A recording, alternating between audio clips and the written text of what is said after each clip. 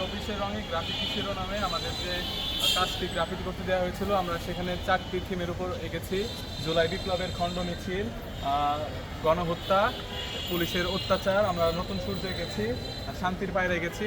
তো জুলাইয়ে আমাদের উপর যে নির্যাতন করা হয়, ছাত্রদের উপর যে নির্যাতন করা হয়, মিছিলে গুলিবর্ষণ করা হয়, আমরা সেই গণহত্যার বিষয়টি ফুটিয়ে তুলেছি আমাদের গ্রাফিতিতে। শান্তির পায়রা উড়ে যাচ্ছে, বিজয় হয়েছে, আমরা সেই বিষয়টি ফুটিয়ে তুলেছি। শান্তির পায়রা জাতীয় পতাকা নিয়ে যাচ্ছে, উড়ে যাচ্ছে, সেই প্রতিবাদে আমরা বিভিন্ন স্লোগান এঁকেছি, যেমন তুমি কে আমি কে রাজাকার রাজাকার, কোটানা মেধা মেধা মেধা। আমরা এঁকেছি।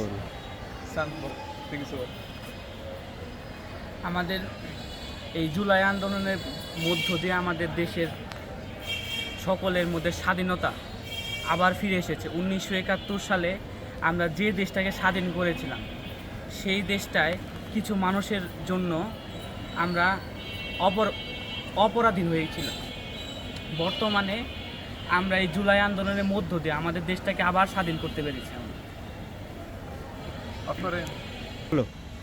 এই যে আমরা যে এই গ্রাফিতি এঁকেছি, এটা আমরা অনেক পরিশ্রম করেছি এবং এর মাধ্যমে আমরা ফুটিয়ে তুলেছি। আমরা যে এতদিন পরাধীন ছিলাম, তার মাধ্যমে দীর্ঘ 1 মাস আন্দোলনের মধ্যে দিয়ে আমরা স্বাধীনতা অর্জন করি। 1971 সালে আমরা অনেক 9 মাস 24 সালের জুলাইকে ধারণ করে আজকের এই গ্রাফিতি।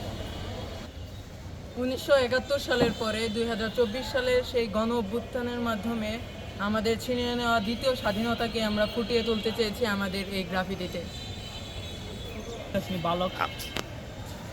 আমি বিন্দাসী সরকারি বালক উচ্চ বিদ্যালয়ের পক্ষ থেকে সান বলছি এবং আমাদের সহপাঠীরা, সকল সহপাঠী মিলে আজকের আমাদের এই গ্রাফিতি, জুলাই আন্দোলনের গ্রাফিতিটি আমরা জুলাই শহীদদের জন্য উৎসর্গ করছি।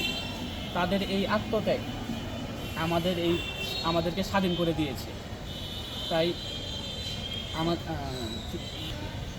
এই জুলাই আন্দোলনের দৃশ্যটি আমাদের এই দুর্যোগের মধ্যে আমরা যে আঁকাতে পেরেছি বা এই অল্প সময়ের মধ্যে সম্ভব করতে পেরেছি, তার জন্য সৃষ্টিকর্তার কাছে আমরা অশেষ ধন্যবাদ জানাচ্ছি।